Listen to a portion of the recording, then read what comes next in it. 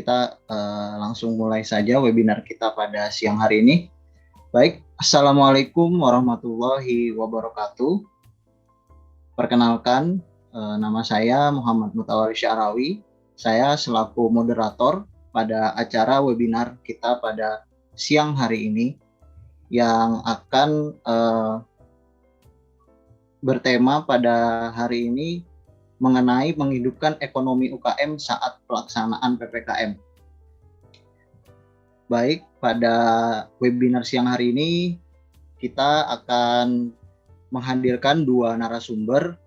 Yang pertama dari Kepala Dinas UKM, Kepala Dinas Koperasi UKM dan Perindustrian Kota Balikpapan, Bapak Adwar Skenda Putra, dan juga Ketua Asosiasi Pengelola Pusat Belanja Indonesia atau APPBI Kalimantan Timur, Bapak Aris Adrianto. Baik, sebelum kita memulai webinar kita pada siang hari ini, marilah kita berdoa menurut agama dan keyakinan kita masing-masing. Baik, berdoa dipersilakan.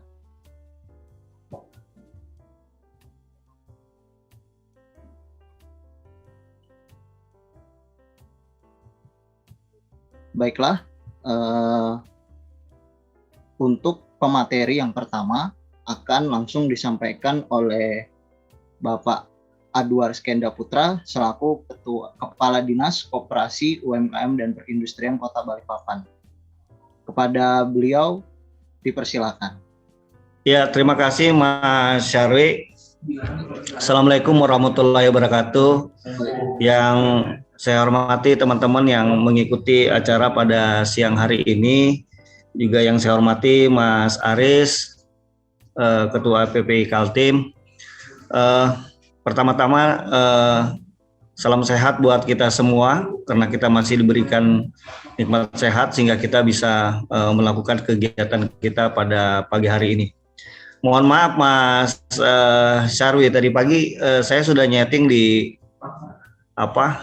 komputer saya untuk beberapa catatan saya terkait dengan kegiatan kita pada hari ini. Cuma begitu saya kembali ke kantor jam 1, kayaknya di kantor lagi ada banyak kegiatan sehingga listriknya naik turun.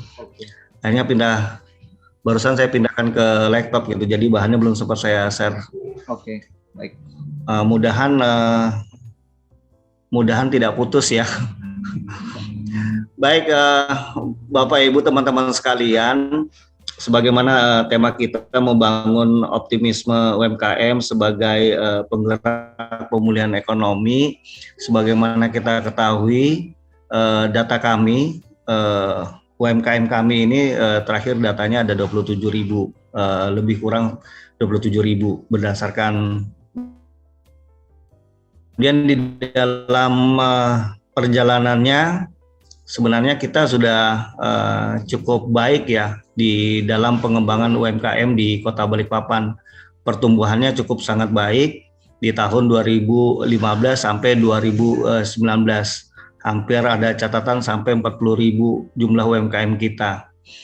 Nah, di dalam perjalanannya 2020 kita mengalami masa krisis yang sangat luar biasa di pandemi, sehingga hampir setahun setengah itu menghantam hampir semua UMKM kita. Jadi bisa dikatakan hampir 80% itu ngedrop kegiatan usahanya. Sehingga banyak sekali kebijakan-kebijakan yang diambil oleh pemerintah. Tidak terlepas juga dari kebijakan pemerintah pusat untuk mendorong bertahannya UMKM kita. Memang yang paling terberat sebenarnya Mas Sarwi adalah karena terbiasanya UMKM kita terhadap transaksi yang offline. Jadi yang online itu banyak sekali yang belum atau masih gagap lah gitu ya kan, terkait dengan penggunaan sistem jualan online-nya. Nah, oleh karena itu ketika kita sudah mulai masa level 4 ke level 2 ini, kita coba dorong UMKM kita ini kembali untuk bisa bangkit lah.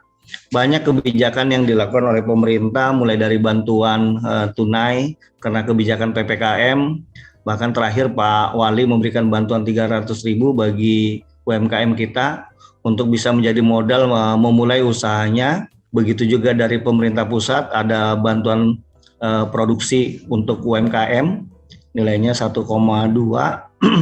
itu juga menjadi spirit bagi mereka untuk kembali memiliki modal melakukan kegiatan usaha. Namun di dalam perjalanannya tidak mungkin bisa kembali ke masa sedia awal kan.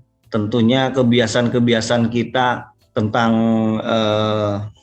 berjualan dan berbelanja online ini tidak bisa dinafikan lagi. Sehingga UMKM ini coba kita dorong untuk melek digital gitu.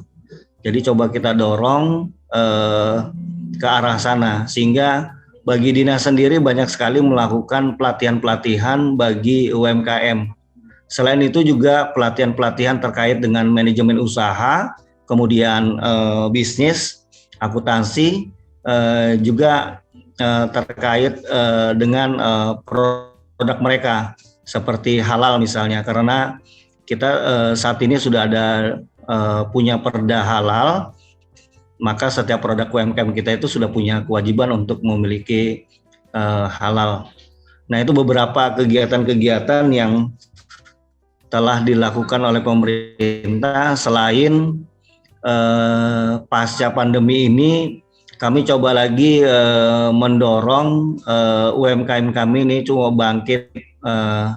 Terakhir kami melakukan yang sedang berlangsung saat ini, yaitu pameran di mall kerjasama dengan media untuk dengan tema UMKM bangkit. Nah, di situ kita coba dorong bagi pelaku-pelaku UMKM kita. Banyak sekali sebenarnya juga OPD terkait mendorong UMKM ini bisa bangkit kembali. Sebenarnya beberapa UMKM kita juga ada untungnya, dengan kondisi ini banyak juga yang berkreativitas gitu loh, karena beberapa usaha tidak jalan, masih stuck, sehingga dia banyak juga melakukan kreasi-kreasi terkait dengan produknya mereka, sehingga ini yang coba kita dorong juga, tumbuhnya wirausaha baru, tumbuhnya produk-produk baru dari UMKM sebagai kreativitas dari inovasi yang sedang yang mulai tumbuh lah.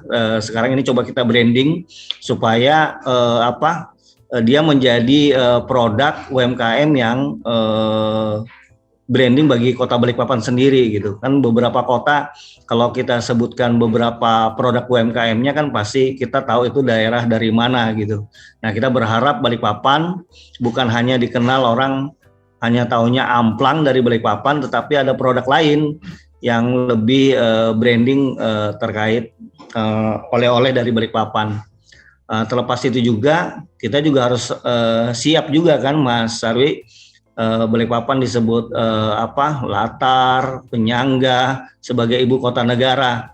Ini juga kita dorong mereka untuk bisa memiliki produksi dan kualitas yang mumpuni. Karena pasti segala suatu kegiatan terkait dengan ibu kota negara baru itu pasti ada di Balikpapan.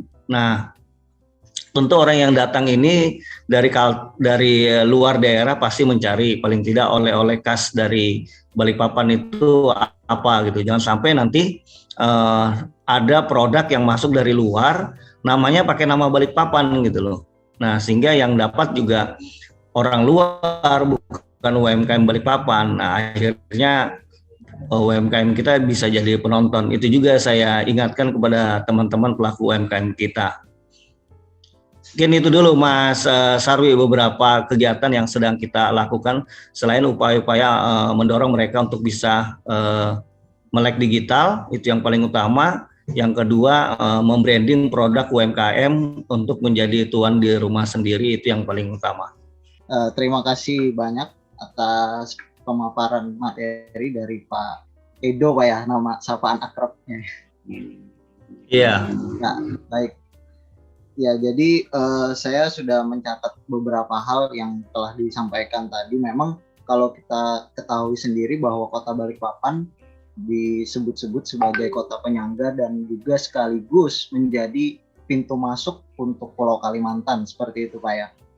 Iya. Sehingga yang mana membuat perputaran ekonominya sendiri cukup besar sekali Pak ya di Kota Balikpapan ini, khususnya untuk UMKM. Nah, mungkin sebelum saya melanjutkan ke pemaparan selanjutnya dari Pak Aris, saya ingin bertanya terlebih dahulu nih Pak. Kan tadi sudah dijelaskan nih mengenai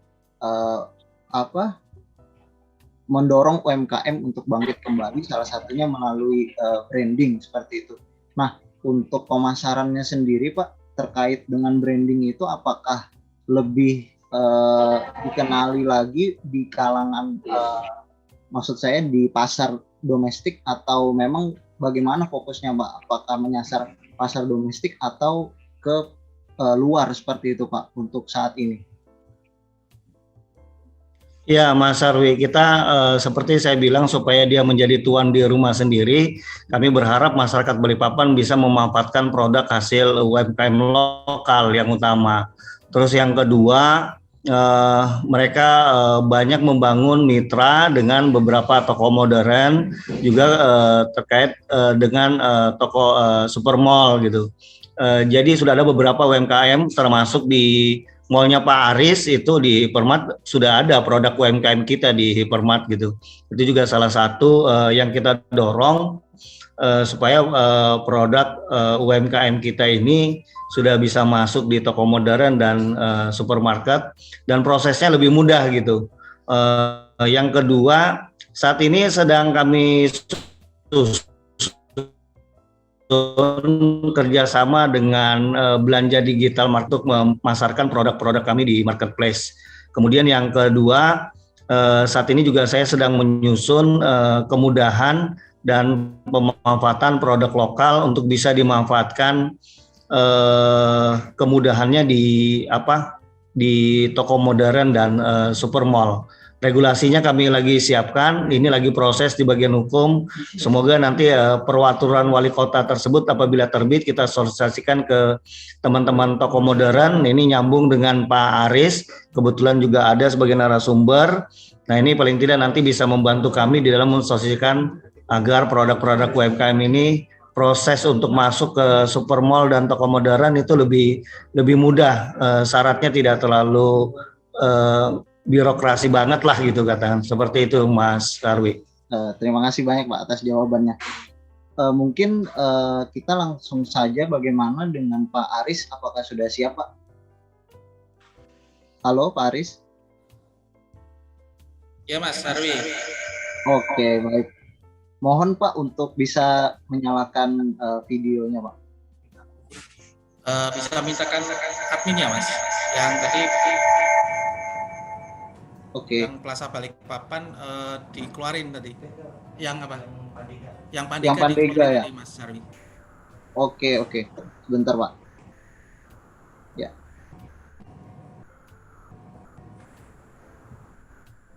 Ya, sudah saya beritahukan ke tim teknisnya.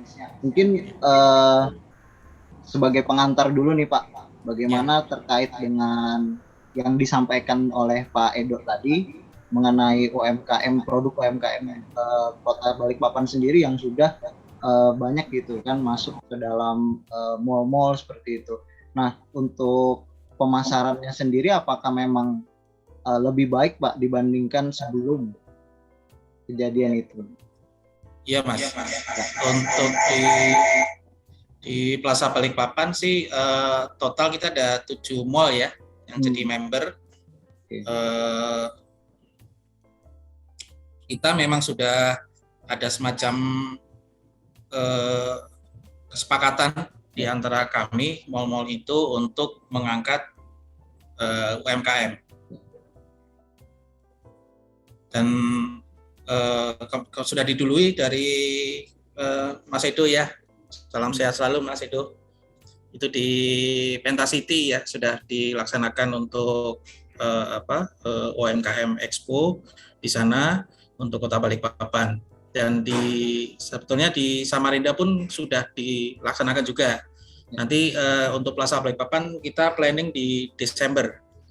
Nanti mudah-mudahan dari Mas Edo bisa support kita untuk UMKM yang bisa ikut, supaya kita ingin mengangkat benar-benar UMKM yang ada di Balikpapan maupun Kalimantan Timur.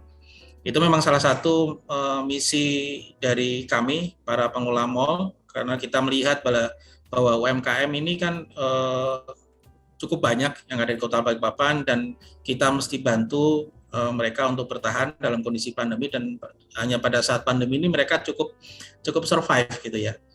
Ada beberapa yang masih bisa bertahan, yang itu yang kita coba angkat, dan yang harus kita bantu ini yang kena dampaknya, yang kita jadi prioritas juga. Karena terus terang untuk kami dari pengelola mal, sesuai dengan apa yang dicanangkan oleh asosiasi APBBI dalam hal ini, baik dari pusat maupun masing-masing daerah, kita diminta untuk menjalankan protokol kesehatan secara ketat. Dan kami selama pandemi itu hampir setiap bulan, bahkan minggu, kami selalu koordinasi, baik lewat grup WhatsApp maupun kita Zoom meeting. Kita selalu mengontrol dan memonitor semua pengelola mal benar-benar dipastikan menjalankan protokol kesehatan. Karena jangan sampai pusat perbelanjaan menjadi klaster pandemi, itu yang benar-benar kami jaga. Dan itu memang alhamdulillah dari pengunjung pun sudah bisa mengikuti dan sudah membiasakan bahwa protokol kesehatan memang harus dilampaui sebelum memasuki pusat perbelanjaan, dan selama di dalam pun mereka cukup disiplin untuk menjalankan protokol kesehatan itu. Dan memang pada awal-awal memang perlu membiasakan diri. Itu memang awal-awal kita masih sering menegur. Pada saat di dalam juga, pada saat masuk pusat perbelanjaan sih mereka disiplin memakai masker, karena kita sudah ada announcement kan, udah ada pengumuman bahwa masuk mall harus pakai masker. Nah, begitu karena belum terbiasa, begitu masuk ke dalam mall, mereka lepas. Nah, itu ya kita masih ada satu tim lagi, Satgas COVID, karena kan di masing-masing pengelola mal kita membentuk Satgas COVID yang kita ada identitas sendiri khusus Satgas COVID untuk memonitor bahwa semua yang aktivitas ada di dalam pusat perbelanjaan, baik itu pengunjung, kemudian karyawan tenan, itu selalu melaksanakan protokol kesehatan secara konsisten gitu loh. Itu yang kita dari tim Satgas memastikan itu semua. Itu Mas Yarwi. Oke. Baik, mungkin apakah sudah bisa untuk share screen Pak? Untuk langsung kita mulai saja. Masih kita coba. Oke.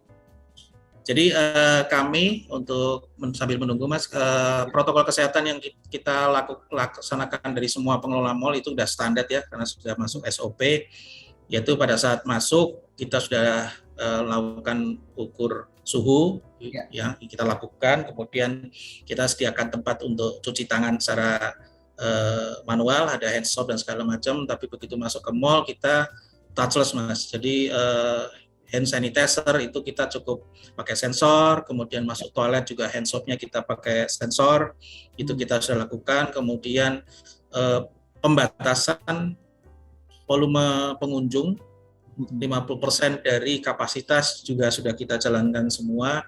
Semua restoran F&B atau restoran itu sudah mengurangi meja dan kursinya, hanya 50% disiapkan. Kemudian social distancing, antrian di hypermart pun kita juga sudah ada signage-nya di situ. Dan event-event kita tidak adakan dulu karena sesuai dengan surat edaran wali kota dengan dasar dari Emendagri itu kita belum bisa laksanakan. Nah, itu tetap kita jalankan secara konsisten dari semua tim yang ada. Kemudian yang kedua adalah fasilitas tata udara di Plaza Balikpapan. Jadi kami dari Agung Podomoro sesuai dengan keputusan manajemen dari top manajemen bahwa semua properti Agung Podomoro sistem tata udaranya harus sehat. Dalam artian kita di semua AHU yang ada di gedung itu sudah kita pasang lampu UV. Jadi sudah terfilter udara yang ada di dalam gedung. Di samping sekarang karena kita ada fasilitas main park dari taman itu outdoor, konsepnya outdoor, kita juga alhamdulillah itu salah satu destinasi baru buat pengunjung yang datang ke mall kita. Jadi bisa beraktivitas di luar, dan kita sekarang ada UMKM yang kita fasilitasi, kita dengan namakan Food Garden di belakang itu, Mas. Jadi itu UMKM yang ada di Balikpapan, ada juga yang dari Samarinda. Nah, itu salah satu upaya untuk memfasilitasi pengunjung pada saat rekreasi di tempat terbuka di area mall kita itu bisa melayani semua kebutuhan masyarakat. Itu. Videonya bisa, Mas? Videonya udah bisa? Ya, udah di share videonya, Mas. Satu persatu. Mungkin dari awal, dari prokesnya dulu. Oke.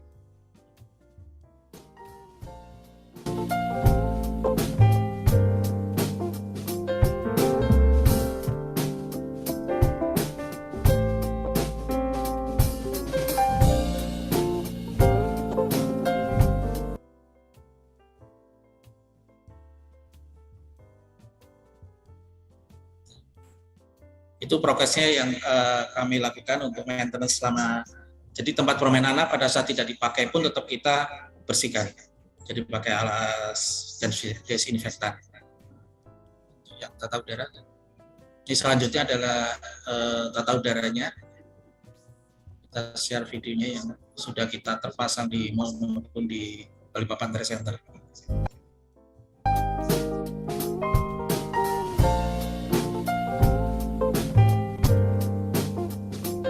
Lampu UV yang terpasang di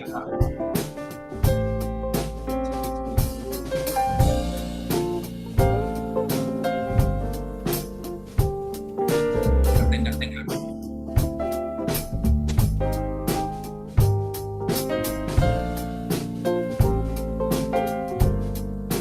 Tidak perlu khawatir bahwa udara di dalam mall itu sudah terfilter, sudah aman untuk pengunjung.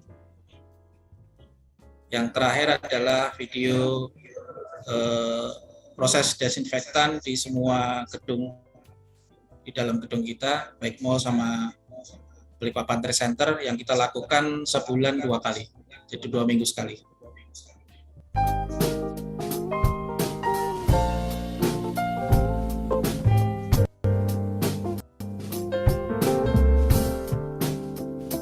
Kita lakukan di luar jam operasional mall. Pada saat tidak ada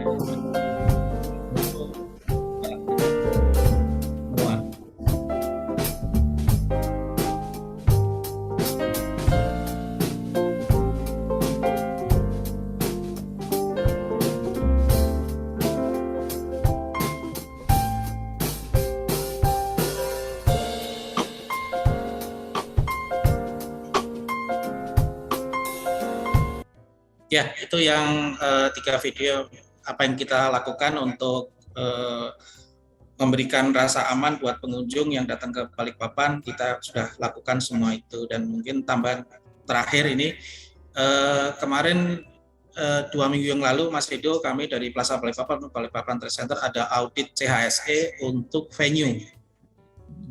Alhamdulillah kita lolos. Jadi kita menunggu sertifikatnya, butuh waktu 1 bulan, ini sekitar bulan November baru keluar. Jadi venue kita sudah tersertifikasi CHSE.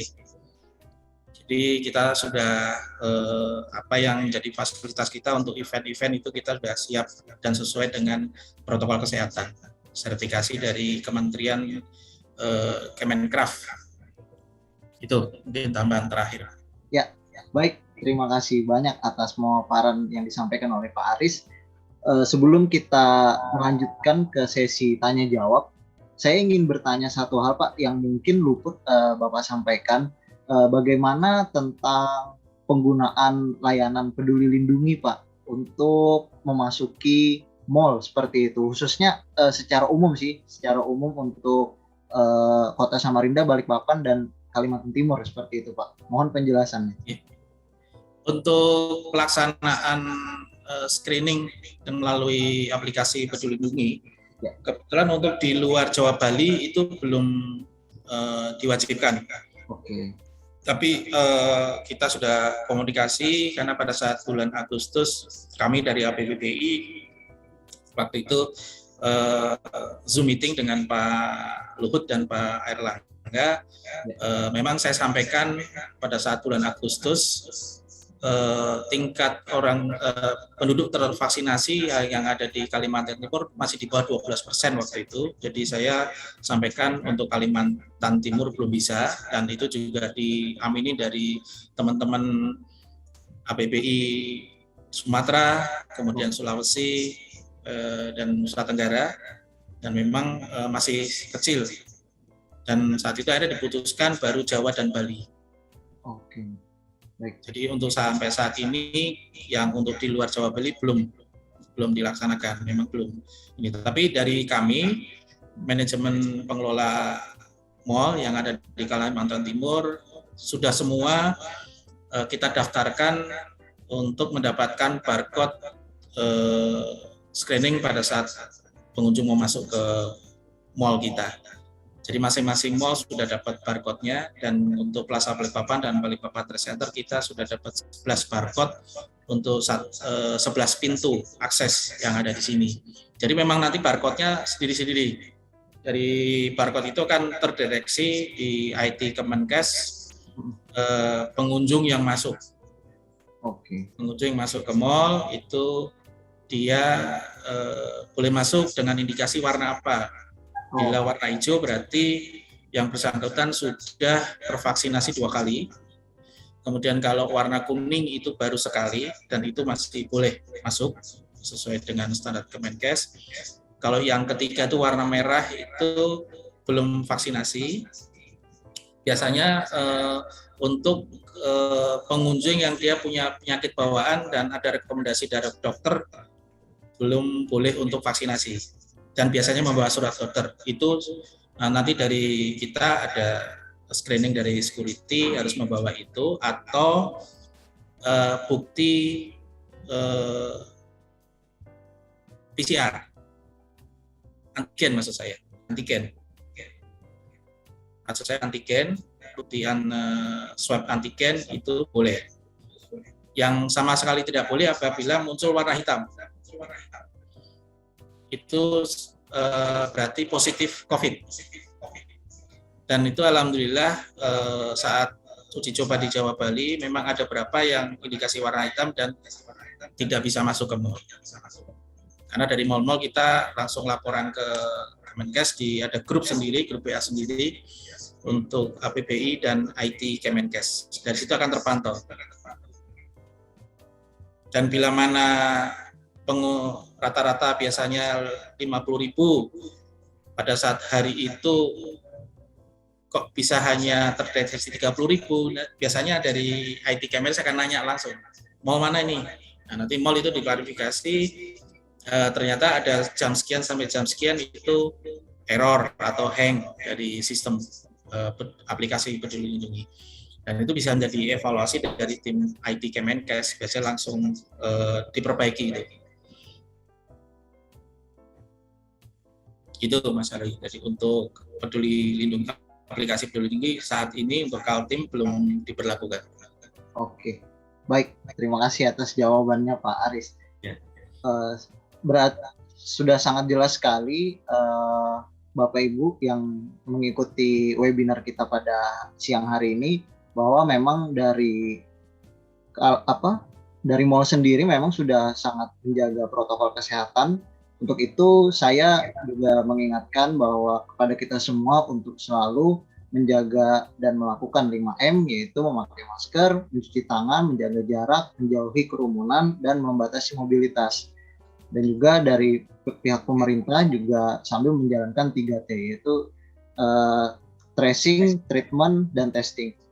Baik, mungkin kita akan melanjutkan langsung ke sesi tanya jawab dari Ananda Dika. Untuk Pak Adwar, tadi dikatakan kalau masih banyak penjual yang sifatnya offline. Apakah Pemkot memberikan pelatihan bagi UMKM untuk shifting? Mohon langsung dijawab. Ya, Mas Sarwi, terima kasih Mas Andika. Kita ketahui bersama sejak di masa pandemi ini hampir di tahun 2021 ini ada 88 juta orang menggunakan digital. Itu yang tadi saya bilang tadi, kita dorong UMKM kita ini untuk bisa terbiasa dengan penjualan secara online. Pelatihan-pelatihannya kita sudah berapa kali melakukannya, terutama produk-produk UMKM kita yang sudah memiliki produk yang standar ya, yang sudah kita kurasi. Demikian Mas Sarwi. Oke, baik. Terima kasih Pak. Kemudian pertanyaan selanjutnya dari Darwoko, masih untuk Pak Edo. Kalau sekarang sebagian besar UKM itu di sektor apa Pak? Apakah mereka ini sudah legal atau masih atau belum mengurus izin? Kalau belum, bagaimana pengelolaannya Pak? Mohon dijawab. Ya, suaranya mantul ya Mas Sarwi ya. Jadi memang mayoritas yang kami lakukan pembinaan adalah UMKM sudah memiliki nomor induk berusaha dan izin usaha dan juga sudah memiliki izin usaha mikro kecil. Nah, itu yang kita lakukan pembinaan. Itu tadi totalnya di 2020 sampai dengan 2021 ini ada 27.000. Bagi teman-teman pelaku usaha mikro yang belum memiliki legalitas usaha, itu bisa mengajukan permohonan karena sekarang ini prosesnya sangat sederhana. Dia hanya melalui DPP TSP, melalui OSS, klik OSS, di situ ada tempat untuk pendaftaran jenis usaha dan kegiatan usaha dia, dan nanti dia akan diberikan NIB. Prosesnya juga sangat singkat, cukup mendaftarkan, nanti diberikan link ID-nya, kemudian dari link ID-nya itu yang kita daftar apa saja yang jenis kegiatan usahanya, nanti akan NIB-nya terbit di email. Nah, dari email itu terbit NIB, nah itu yang dilaporkan ke kami. Kegiatan usahanya apa, produknya apa, sehingga kami bisa memantau kebutuhan-kebutuhan yang diperlukan bagi UMKM. Demikian Mas Sarwi. Baik, terima kasih Pak Edo atas jawabannya. Kita lanjut untuk pertanyaan selanjutnya, ditujukan kepada Pak Aris. Plaza Balikpapan apakah memberikan diskon sewa bagi UKM yang ada di sana? Mohon dijawab Pak. Ya, nanti untuk UMKM kita siapkan ada lot atau unit khusus sendiri. Nanti bisa menghubungi staf saya marketing. Mungkin bisa di ini nanti di 0812 8059 1818. Itu nanti lewat Pak Mas Budiawan nanti diarahkan untuk disampaikan saja dari UMKM mau masuk atau disewa di Plaza Balikpapan, nanti kita akan bimbing. Sistem sewanya kita juga akan fleksibel sesuai dengan kemampuan tenan yang bersangkutan. Nanti bisa diarahkan karena kita ada 2 gedung nih, di Plaza Balikpapan bisa, di Balikpapan Trade Center juga bisa. Nanti mudah-mudahan dalam waktu dekat ini kita akan ramaikan semua Plaza Balikpapan maupun Balikpapan Trade Center, dan kita juga tidak membeda-bedakan. Jadi kita semua akan bikin semua mall hidup semua, baik itu mallnya maupun trade centernya. Kita fleksibel. Jadi nanti minta tolong saya ulangi lagi ke 0812 8059 1818 Pak Budiawan Basuh. Ya. Untuk baik Pak, saya ingin bertanya untuk UMKM tersebut apakah khusus di Kota Balikpapan saja atau memang semua yang ingin mendaftar dari berbagai daerah seperti itu bisa menghubungi ke nomor yang Bapak sebutkan tadi? Betul Mas Arwi. Jadi tidak menutup hanya Balikpapan, tapi semua daerah pun tidak masalah. Oke, baik, terima kasih. Selanjutnya pertanyaannya masih ditujukan kepada Pak Aris. Untuk Plaza Balikpapan sekarang memiliki Bay Area. Kalau UKM mau masuk jadi mitra di situ, bagaimana caranya, Pak? Nah, apakah yang tadi, Pak ya? Sama. Nanti dari Pak Budiawan Bakso akan memang ada koordinatornya masing-masing, Mas Arwi. Jadi untuk UMKM yang di outdoor, untuk kuliner di outdoor itu ada sendiri, tapi nggak apa-apa, nanti satu pintu aja lewat Mas Budiawan Bakso, nanti akan diarahkan masing-masing. Oh, kalau kuliner berarti ke koordinator siapa, nanti akan kita minta proposal atau produk-produknya. Usahakan produknya itu kuat dan cukup diminati oleh pengunjung. Dan itu kalau kami terus terang untuk di area kuliner untuk UMKM, kita memang harga makanan atau minumannya di situ memang cukup murah, cukup terjangkau, dan dengan kemasan mall. Ya. Boleh PKL, tapi dengan kemasan mall, kita naikkan grade-nya mereka UMKM itu. Oke, baik, terima kasih atas jawabannya Pak Aris. Mungkin sebelum masuk ke pertanyaan selanjutnya dari kolom Q&A, saya ingin bertanya ke Pak Edo nih Pak. Mungkin sedikit mengenai tanggapan terhadap CHSE venue tadi Pak. Nah ini bagaimana sih sebenarnya Pak? Apakah dengan adanya CHSE sendiri sehingga nanti sudah akan dijamin seperti itu untuk melakukan acara-acara venue itu aman seperti itu? Mungkin bisa dijelaskan Pak? Iya, di Balikpapan sendiri ada regulasi yang diterbitkan oleh tim Satgas COVID-19 Kota Balikpapan bahwa hampir semua kegiatan seperti yang disampaikan oleh Pak Aris dari Plaza Balikpapan itu adalah implementasi dari edaran pemerintah pusat maupun pemerintah daerah. Begitu juga dengan UMKM. Nah, di Plaza Balikpapan sendiri kalau kita perhatikan di area belakang ya Pak Aris, itu kan kategorinya juga UMKM. Bagaimana mereka memberikan pelayanan kepada pengunjung masyarakat yang ada di sana, itu juga bagian dari binaan-binaan yang kami lakukan. Di setiap event produksi, setiap event pelatihan, sosialisasi, itu tetap menerapkan protokol kesehatan. Memang kegiatan-kegiatan yang kita lakukan itu baru kali ini juga kita melakukan secara offline tatap muka karena memang permintaan teman-teman itu kalau terlalu sering online itu daya serap juga terlalu tidak sampai 50% kata dia. Jadi pemahamannya harus berulang-ulang. Nah, sehingga baru kali ini kita juga di kantor juga sedang ada pelatihan halal.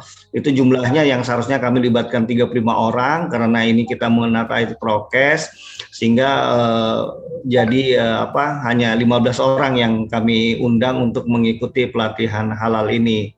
Begitu juga di dalam proses produk UMKM. Kebetulan kami punya sentra industri kecil tritip, itu juga sering dilakukan pemantauan terhadap prosesnya terkait dengan kesehatannya. Mungkin itu ya Mas Arwi. Baik Pak, terima kasih. Nah saya juga jadi ingin bertanya ke Pak Aris sendiri Pak, untuk di Plaza Balikpapan nih Pak khususnya, atau mungkin secara umum di pusat perbelanjaan Kaltim sendiri bagaimana sih Pak terkait dengan pertumbuhan tenan seperti itu, atau saat ini UMKM kita apakah banyak yang masuk ke mall seperti itu atau bagaimana Pak? Mohon penjelasannya Pak. Ya, untuk UMKM memang setelah kami bikin tempat tersendiri dan kita memang sesuaikan dengan kemampuan finansial teman-teman UMKM, memang responnya cukup tinggi. Jadi saat ini kami untuk di CBB itu atau di ujung dekat laut itu memang kita ada kurang lebih sekitar 15 sampai 18 unit tenan di situ. Oke. Dan kemudian untuk di Buypark sendiri kita siapkan 10 booth dan peminatnya pun sampai saat ini masih mengantri itu, Mas.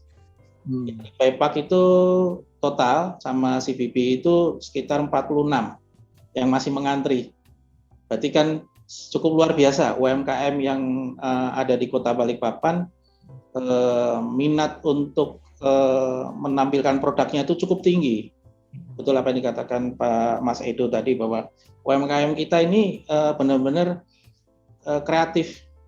Jadi produk-produk mereka pun yang antri 46 itu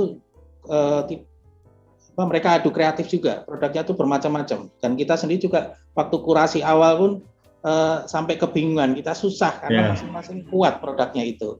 Nah, makanya kami juga sedang menyiapkan untuk yang gelombang kedua ini, akan menyiapkan booth lagi buat teman-teman yang mengantri tadi supaya bisa terakomodir semua. Dan ya terus terang minat UMKM untuk ke mall ini cukup besar. Oke. Cukup besar. Baik. Kalau untuk cakupan tenan sendiri Pak, untuk saat ini itu berapa jumlahnya, berapa persen gitu Pak? Bisa ada peningkatan seperti itu? Iya, untuk di Plaza Balikpapan ini rencananya ada beberapa yang semester 2 ini tenan baru masuk. Ada yang dari pemain lokal juga, ada juga yang dari brand nasional. Salah satunya adalah Skechers dari grup MAP serta Digimap. Digimap itu kalau yang sudah familiar iBox. Iya, betul. Nah, iBox-nya tapi ini yang versinya MAP, punyanya grup MAP. Dari situ nanti produk-produknya Apple seperti laptop, jam tangan, handphone, iPad. Ya, itu nanti akan muncul, akan buka di bulan November. Skechers pun juga sama di bulan November. Ada berapa juga tenan-tenan yang minta unitnya luasannya besar ini juga sedang mengantri juga di plaza karena saya juga lagi mencarikan lahannya. Karena saya saat ini sedang diskusi intens dengan penggantinya Matahari untuk anchor tenan yang karena 3 lantai ya cukup besar, jadi diskusinya cukup agak panjang ini karena luasannya cukup besar sekitar 8.100 sekian, jadi cukup butuh waktu untuk diskusi. Dan ada berapa juga tenan yang dia butuh hampir 2.000 satu unit itu, dia bisa butuh 2.000, ada sampai 5.000, makanya ya cukup mengantri juga sama karena space-nya kita harus carikan dulu supaya dalam satu zona itu mereka ini. Jadi untuk sampai akhir tahun kita ada peningkatan sih, peningkatan meskipun belum besar karena mereka rata-rata yang baru ini yang butuh volume besar itu mereka momen di Ramadan biasanya untuk buka di Lebaran. Ya, jadi mereka targetnya ke sana. Tapi kalau yang seperti unit tenan biasa, memang di semester 2 ini sudah rencana kalau nggak salah sekitar 5 unit tenan yang akan masuk di Plaza Balikpapan. Oke, baik. Saya jadi juga teringat nih Pak dengan pernyataan Bapak beberapa waktu lalu bahwa dengan diresmikannya tol Samarinda Balikpapan untuk seksi 1 dan seksi 5 itu secara tidak langsung juga meningkatkan ya Pak ya untuk para pengunjung mall seperti itu. Nah, itu mungkin bisa dijelaskan lebih lanjut Pak. Pada saat setelah diresmikan Pak Jokowi, Bapak Presiden, pada akhir Agustus Agustus kemarin itu memang kita ada peningkatan yang cukup signifikan di saat weekend itu, karena waktu itu memang belum berbayar. Itu mungkin salah satu faktor juga ya, belum berbayar. Jadi di weekend itu bisa kemarin kita naik sampai 48% pengunjung dari hari-hari sebelumnya, sebelum tol itu diresmikan secara keseluruhan. Kemudian di weekdays itu berkisar 5-7% increase-nya. Ya, kemudian pada saat berbayar di bulan September setelah 2 minggu turun. Kenaikannya tidak sebesar itu, tapi masih increase. Masih increase di angka 25-30%. Kemudian di weekdays itu masih di angka 2-3%. Memang ada pengaruhnya jalan tol ke kami di pengunjung ini.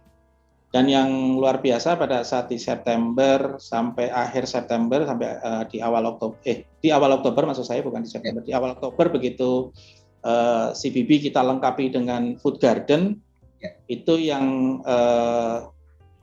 ditambah lagi PPKM sudah turun ke level 2, ini sudah sampai mendekati normal tingkat kunjungan ke Plaza Balikpapan. Ya ngeri-ngeri sedap gitu loh. Rame kita juga khawatir, susah kan, tapi kalau sepi juga susah juga gitu. Sepi juga nggak hidup. Begitu Mas Ido. Jadi untuk pengelola kita Plaza rame itu juga kita ya tekan juga gitu loh. Nanti jangan-jangan ditelepon Pak Zul nih, Bang izin. Mungkin saya mau highlight soal yang normal tadi Pak. Jadi maksudnya sudah hampir menyamai kondisi 2019 seperti itu Pak. Maksudnya atau normal sebelum pandemi atau seperti apa? Normal sebelum pandemi. Oke. Sudah mendekati normal sebelum pandemi. Cuman memang pengunjung kami lebih terkonsentrasi di area outdoor. Oke. Ya, karena untuk pengunjung outdoor ini kan dari sisi mindset pengunjung ini bahwa akan lebih aman kan daripada di dalam gedung, meskipun di tempat kami sudah kita yakinkan bahwa kita sudah pakai tata udara kita sudah seperti ini, tapi ya itu kan hak pengunjung ya untuk memilih, karena mungkin merasa lebih nyaman di luar, di outdoor kami ya mau nggak mau kita harus ini. Ya untuk di food court kami juga kebetulan ada indoor dan outdoor. Yang lebih diminati pengunjung adalah di outdoor juga. Di food court kami yang di lantai 1 itu, di etnik itu juga pengunjung lebih senang atau lebih suka di yang sisi outdoor daripada di indoor. Ya. Soalnya kalau di outdoor anginnya enak Pak, di The Etnik tuh enak Pak. Iya. Saya sudah berkunjung di sana soalnya Pak. Iya. Sepoi-sepoi gimana gitu ya. Betul, benar. Nah ini saya ingin bertanya kepada Pak Edo nih Pak. Di tengah kondisi pandemi sendiri kan seperti sebagaimana yang disampaikan oleh Pak Aris sendiri, jumlah dari UMKM sendiri kan terus meningkat nih Pak. Nah, apakah hal ini tuh sebuah anomali Pak? Bagaimana dari pihak pemerintah sendiri melihat hal tersebut? Mohon penjelasannya Pak. Iya, anomalinya itu karena di masa pandemi itu pemerintah banyak sekali menggelontorkan bantuan-bantuan keuangan. Sehingga banyak juga orang yang berduyun-duyun mengurus izin usaha mikro, tetapi bukan untuk berusaha, tetapi untuk mendapatkan bantuan dari pemerintah tersebut, karena syaratnya sangat sederhana Mas Arwi. Dia punya NIB, punya UMK, dan itu berbasis online, tanpa harus ditinjau ke lapangan kan izin itu, sehingga mereka kemudian bantuan itu mendaftarnya secara online. Sehingga itu juga yang membuat pertumbuhan data UMKM kami sangat melonjak. Tetapi berdasarkan BNMB address, kalau kita pantau pelaku UMKM-nya nggak sampai sebanyak itu, karena tumbuhnya sangat luar biasa. Ketika 2010-2021 itu hampir 10 ribuan yang muncul, kami dikirim datanya dari perizinan ke kami. Tapi secara data real yang berusaha hanya ada 1.000 lebih kan. Ada 1.425 gitu loh yang data kami yang punya produk secara baik lah gitu kan. Nah itu juga memang persoalan di kami, oleh karenanya kami pada tahun ini membuat suatu prototipe untuk teman-teman UMKM untuk bisa dia melaporkan gitu, ketika dia punya produk, dia melaporkan produknya di link kami, bisa melaporkan gitu. Misalnya dia sudah punya NIB, kemudian dia punya produk, dia biasa share nanti di web yang sedang kami siapkan, namanya SIKOPIN, Sistem Informasi Koperasi UMKM dan Perindustrian. Jadi kami bisa pantau omsetnya, tenaga kerjanya, produknya dia, sehingga kalau punya kegiatan-kegiatan kayak Mas Aris tadi rencana di akhir Desember akan melakukan gebiarnya UMKM, nah kami juga bisa mengajak mereka karena mereka punya produk gitu. Selain ada beberapa program juga yang kami sedang susun Mas Arwi. Baik. Kalau boleh tahu Pak, untuk UKM sendiri jenis-jenisnya itu yang paling banyak apa Pak? Apakah dari 53%? Iya, 53% itu makan dan minum. Hampir mayoritas 53% itu makan minum, kemudian urutan keduanya itu adalah kerajinan, kriya, fashion, baru yang selebihnya yang kecil-kecil terkait dengan teknik industri teknik mesin lah gitu. Jadi mayoritas 53% itu adalah usahanya di makanan dan minuman. Ya. Oke, baik. Menarik sekali atas jawabannya, Pak Edo. Mungkin ini ada pertanyaan Pak dari kolom Q&A kepada Pak Edo. Bisakah kami memanfaatkan ruang pameran di Dekranasda untuk memajang produk kerajinan kami? Kalau boleh, bagaimana prosedurnya? Mohon langsung dijawab, Pak. Dari Darmawan. Ya, dari Mas Darmawan. Ya. Ya, jadi Mas Darmawan, memang kita punya beberapa showcase khusus untuk kerajinan dan fashion. Jadi salah satunya adalah Galeri Dekranasda. Jadi Galeri Dekranasda itu adalah gerai bagi anggota Dekranasda, khususnya yang bergerak di bidang kerajinan dan fashion. Bisa saja Mas Darmawan nanti kalau sudah lengkap izinnya atau memang sudah ada usahanya, kemudian silakan aja dilaporkan ke dinas kami, Dinas Koperasi UMKM, disampaikan nanti kami lakukan pendataan, kemudian nanti produknya dikurasi, apakah itu punya standar untuk bisa kami pajang, karena jangan sampai nanti semuanya masuk tanpa kita lakukan kurasi, Mas Arwi. Kemudian bukan hanya Galeri Dekranasda saja, kita punya showcase itu di Smesco Jakarta. Jadi kalau produknya Mas Darmawan ini secara kualitasnya baik dan kurasinya juga baik, itu tidak saja kita pajang di Dekranasda, tetapi di Smesco Jakarta juga akan kita pajang. Nah, di sana banyak orang asing yang suka berkunjung kan. Kemudian juga kegiatan-kegiatan kenegaraan juga suka standnya diarahkan ke Smesco. Kemudian kalau kita berangkat di Bandara Sepinggan itu kita punya showcase juga di pintu G3 dan G6 itu. Nah itu produknya Mas Darmawan, kalau memang bisa lihat lah produknya teman-teman yang dipajang di sana, secara kualitasnya baik, itu kita lakukan pajangan juga. Bahkan kita bawa pameran juga produknya, gitu. Jadi ada kurasi yang dilakukan. Jadi silakan aja Mas Darmawan nanti dibawa sampel contoh produknya, kemudian nanti dilaporkan ke dinas kami, nanti kami akan lakukan kurasi, kemudian nanti kita laporkan ke Ibu Ketua Dekranasda, yang dalam hal ini adalah Ibu Wali Kota Balikpapan, Ibu Nurlena Rahmat Masud. Nanti bagaimana perkembangan. Kebetulan Galeri Dekranasda ini sedang kita dalam tahap renovasi, perbaikan untuk lebih cantik lah penampilan di dalam maupun di luarnya. Mungkin itu Mas Sarwi.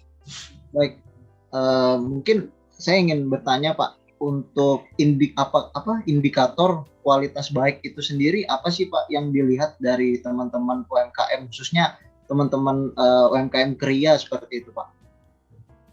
Ya, pertama itu inovatif dan kreasi sendiri, bukan bukan dari produk dari lain gitu ya. Kemudian kalau bisa mengutamakan bahan baku lokal, kemudian produknya itu merupakan ciri daripada Kota Balikpapan. Sebenarnya itu yang paling pokok Mas Arwi. Baik, terima kasih banyak.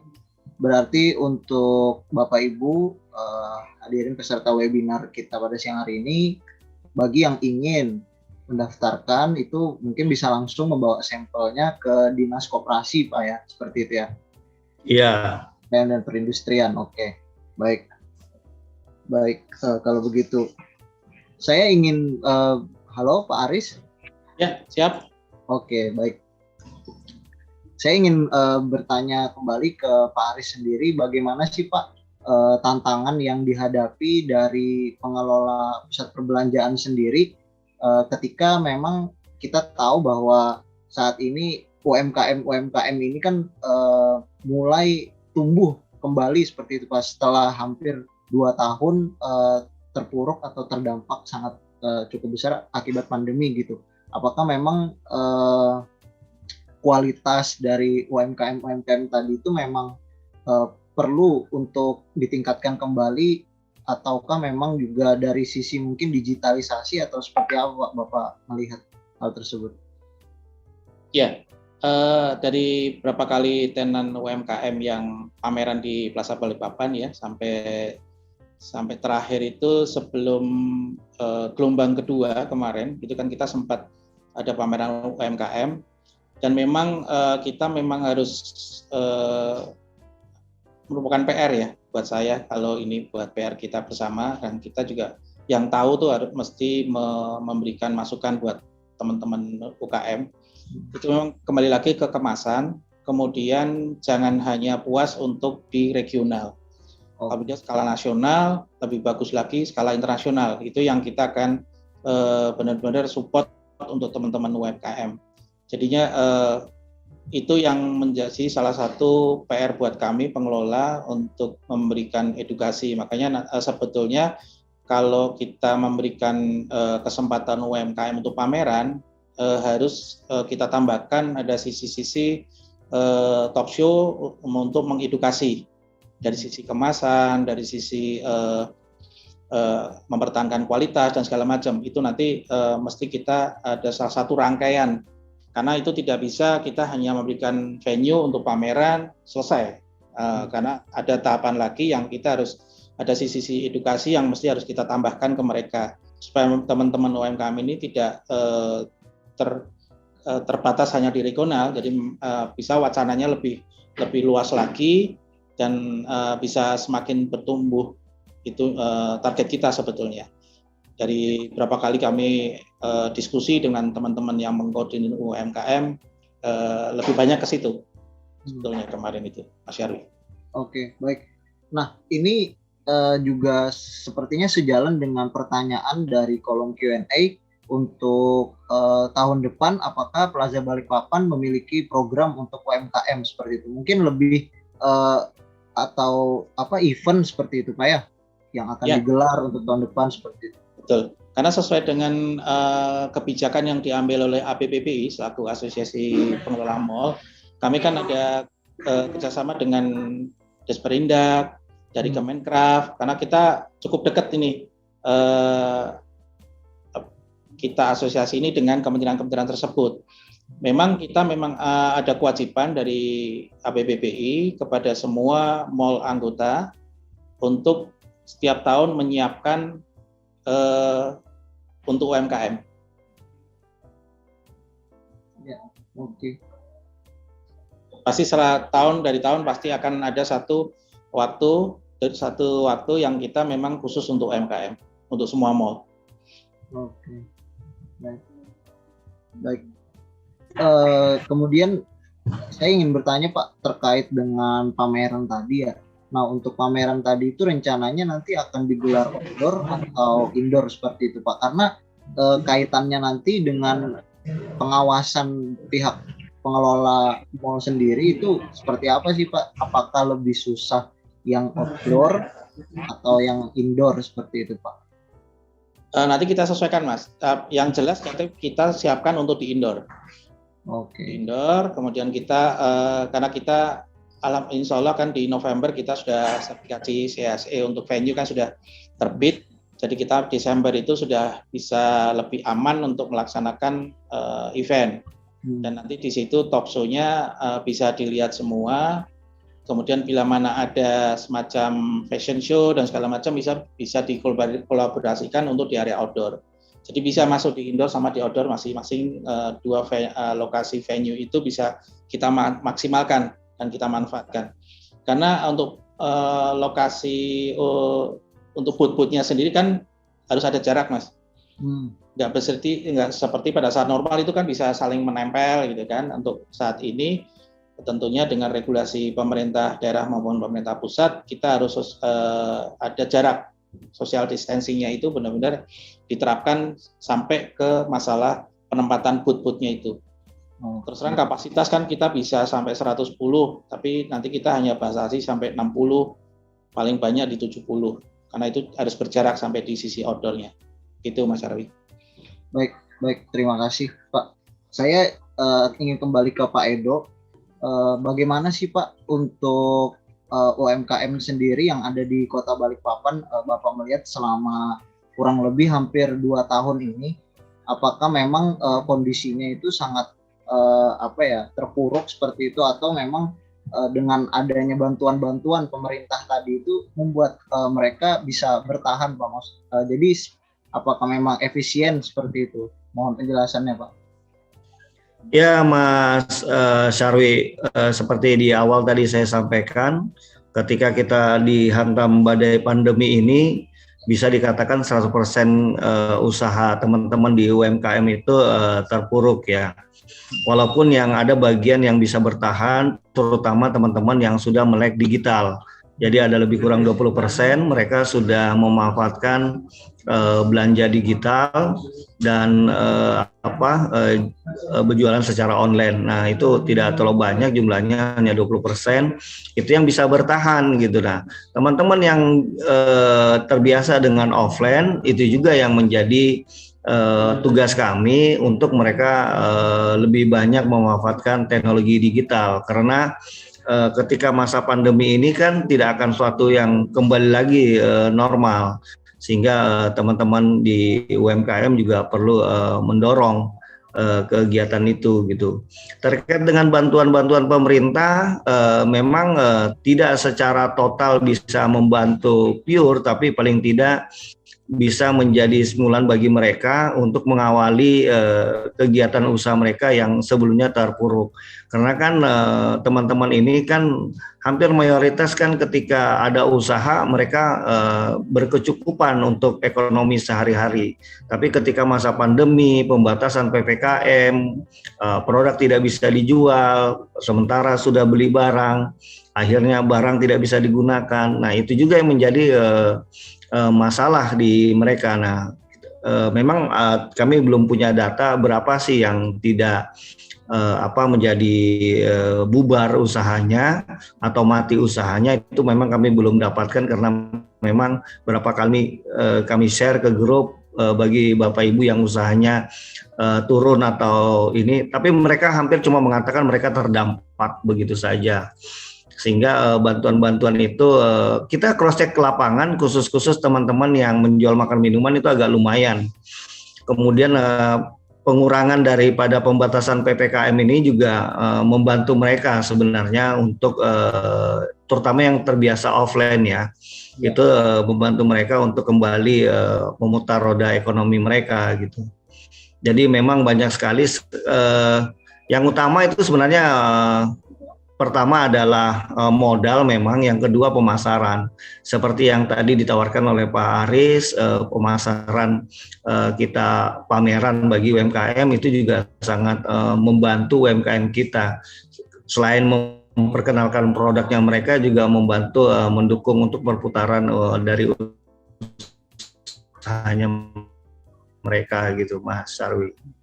Mudah-mudahan kita tahun depan ini levelnya bertahan sampai di hijau, sehingga banyak sekali program pemerintah yang tidak bisa berjalan sebenarnya Mas Sarwi.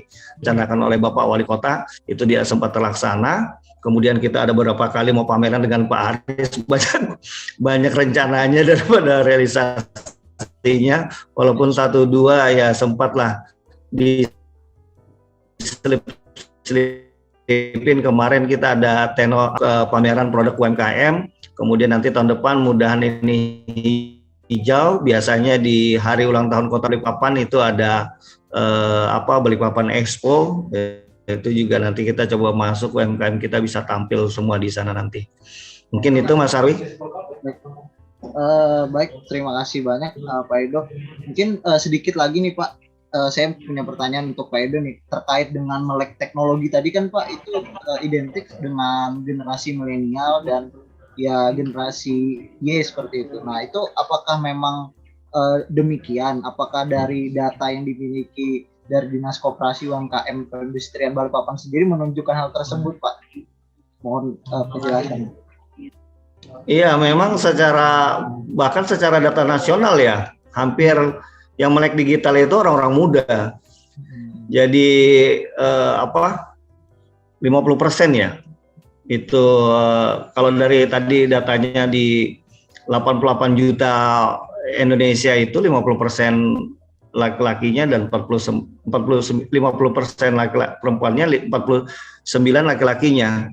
Dan itu dan di pandemi ini memang begini Mas, yang banyak melek teknologi itu kan kalangan yang berumur hampir umur 30-an tahun ya, 30 sampai 35 lah ya, yang menguasai di digital. Kemudian ada juga umur di atas, tapi mayoritas orang-orang yang kena PHK, yang memang kerja kantoran yang biasa menggunakan teknologi. Kemudian karena ada pembatasan dan melemahnya ekonomi, mereka di PHK, kemudian mereka beralih menjadi wirausaha, cuma karena biasa di kantor menggunakan teknologi digital, sehingga ketika dia berusaha, dia juga langsung bisa eksis gitu, karena dia memanfaatkan teknologi digital yang ada gitu.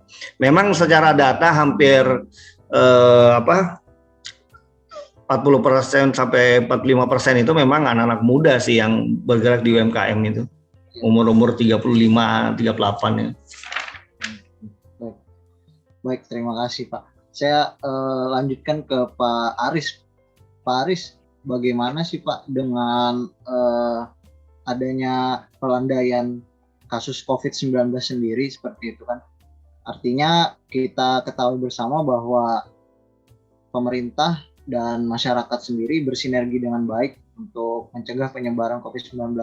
Nah, mungkin ada yang mau disampaikan seperti itu Pak, pada pemerintah atau mungkin masyarakat dengan adanya ini, sehingga nanti mungkin juga disebutkan tantangan atau peluang yang akan dihadapi di tahun 2022 seperti itu Pak, dari pihak pusat perbelanjaan sendiri.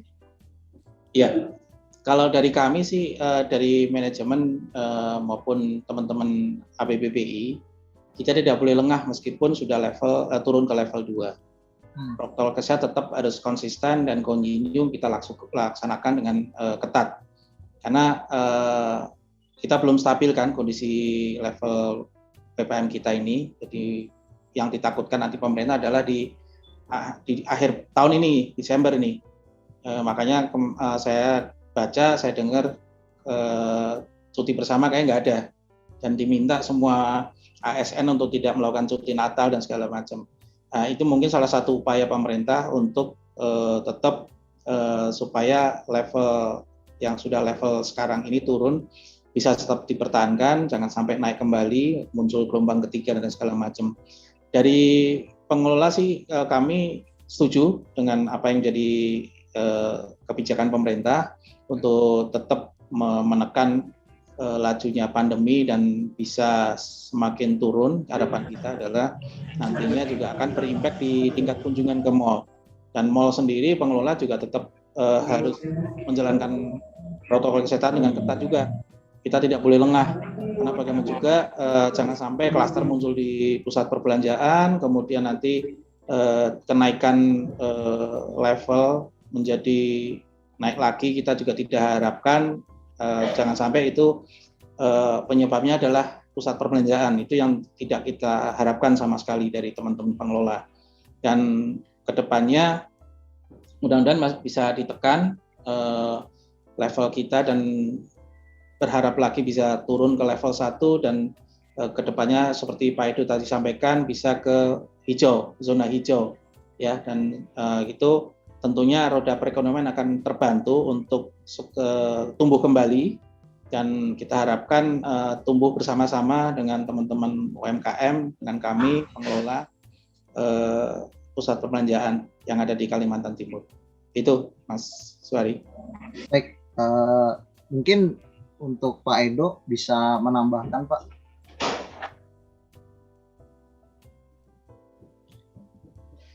Ya Mas Sarwi, kita berharap kepada teman-teman semua, baik pelaku usaha atau siapapun yang mengikuti kegiatan ini, kita tidak perlu lengah, walaupun kita sudah turun di level, seperti disarankan Pak Aris, kita tidak boleh kebiasaan-kebiasaan prokes itu tetap kita berlakukan, karena melihat trennya bahwa Balikpapan itu prokes itulah yang lemah ya. 5M itu juga yang menjadi yang menjadi harus kita taati terus-menerus. Berapa kali kita pelajari libur-libur dan keluar masuknya orang karena Balikpapan ini bandaranya sangat mudah, sehingga juga kita punya pekerja dari luar yang mengikuti melaksanakan proyek-proyek yang ada di Balikpapan, dan itu juga memiliki resiko yang tinggi bagi kota Balikpapan gitu.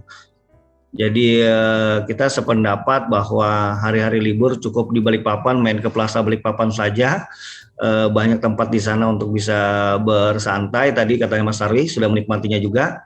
Jadi memang yang utama itu adalah prokes. Jadi kita harus ditambah lagi kan kalau kita mengikuti perkembangan COVID-19 ini, dia juga mutasi juga kan, banyak sekali varian-varian baru. Jangan sampai nanti varian-varian baru itu karena kita lengah, kita anggap biasa-biasa saja, sehingga kita memiliki varian baru. Begitu juga kegiatan-kegiatan yang kita lakukan sama seperti bilang Mari, jangan menjadi bagian penyumbang juga event yang kita laksanakan. Saya kerap kali dengan Pak Wali melaporkan kegiatan-kegiatan kita, dia juga masih khawatir sebenarnya jangan sampai ini jadi varian baru karena berkumpulnya di kegiatan-kegiatan yang kita lakukan, sehingga Pak Wali selalu mewanti-wanti terkait dengan prokes yang selalu taat lah terhadap prokes terhadap setiap kegiatan yang kita lakukan gitu, Mas Sarwi. Ya, baik, terima kasih banyak atas jawabannya Pak.